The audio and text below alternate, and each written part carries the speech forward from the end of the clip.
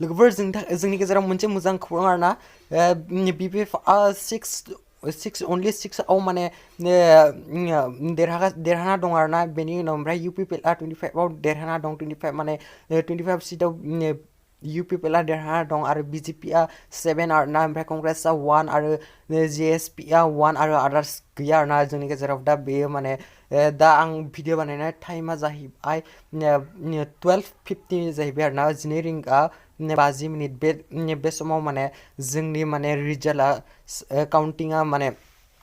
BPFनिया 6 आरो UPPLनिया 25 माने UPPLआ आवगायना दं आरोना ओमफ्राय BJPनिया 7 कंग्रेसनिया 1 आरो JSPनिया 1 आरो आदार्स गैया आरोना बे समाव 40 सीटनिनो जोंनि UPPLआ माने 25 आवग्रिना दं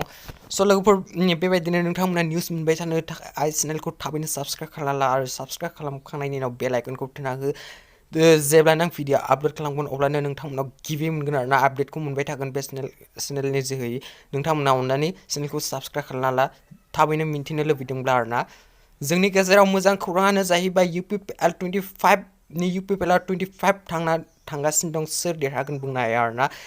बेयो माने बारायनोबो हागौ खमायनोबो हागौ आरोना दा माने काउन्टिं सोलिगासिनो दं बेयो माने सोलिगासिनो दं आरोना काउन्टिंआ मा टाइमाव जोबहैगोन बेखौ बुंथ'नो हायाखै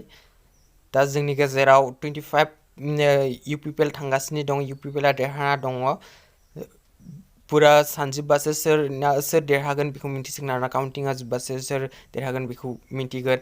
स' लोगोफोर थाबैनो नोंथांमोना चेनेलखौ साबस्क्राइब खालामना ला बेबायदिनो नोंथांमोना आपडेट थाबैनो मोनबाय थागोन लोगोफोर थाबैनो ओंखायनो चेनेलखौ साबस्क्राइब खालामना ला अब्ला लोगोफोर दसेनि उनाव नोंथांमोननो आं आपडेट होलायगोन